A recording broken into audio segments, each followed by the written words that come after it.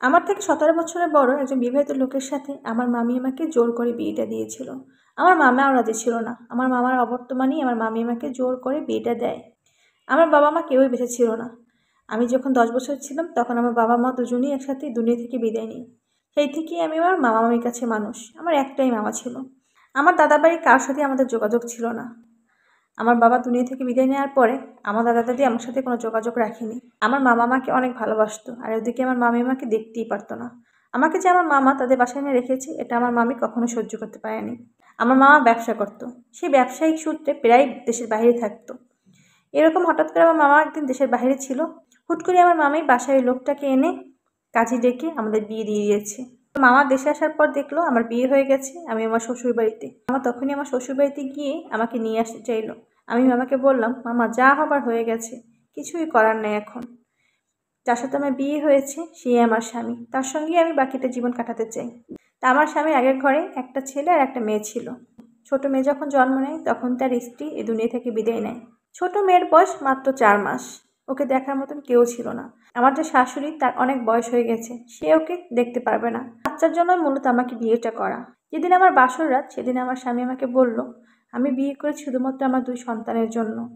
তোমার কোনো কিছুর কমতি হবে না, তোমার যখন যা প্রয়োজন সব কিছুই আমি দেব, কিন্তু তুমি আমার সন্তানদের অনেক ভালোবাসবে। আমি তোমার কাছে আর কিছুই চাই না। ওই ছোট্ট সন্তানদের দেখার পরে কেমন যেন আমার অনেক মায়া লেগেছে। মনে হচ্ছে ওরা আমার নিজেরই সন্তান। বড় ছেলের বয়স ছিল 3 বছর, ও খুব ছোট। ও আমাকে দেখতে পেয়েই মা বলে কাছে আসলো। আমি সবকিছুই মেনে নিয়েছিলাম। আমার স্বামীর আগে বিয়ে আছে, তার অনেক বয়স, 2 সন্তান, সবকিছু আমি মেনে নিয়েছিলাম।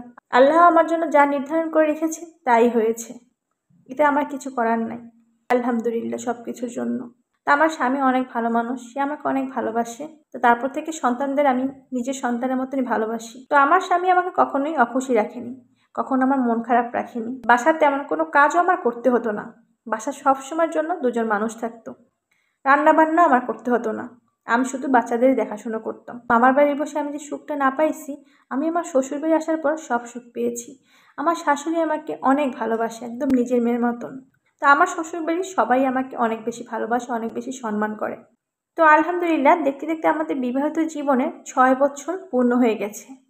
আমার মেয়ে বড় হয়ে গেছে, আমার ছেলে এখন বড় হয়ে গেছে। আমার স্বামী আমাকে সবসময় বলে, তুমি একটা বাচ্চা নাও। কিন্তু আমি ঠিক করেছি আমি বাচ্চা নেব না। ওই ছেলে মেয়েই তো আমার, আমি আবার বাচ্চা নিয়ে কি করব। আমার ছেলেমেয়েরা আমাকে প্রচণ্ড ভালোবাসে, আমি খুব খুশি ওদের পেয়ে। তো আল্লাহ যা করেন সব ভালোর জন্যই করেন। শুকুর আলহামদুলিল্লাহ আমি সব কিছুর জন্য।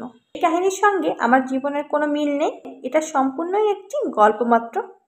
যদি আপনাদের ভালো লেগে থাকে অবশ্যই আমার পাশে থাকবেন। তো আসসালামু আলাইকুম, আল্লাহ হাফেজ।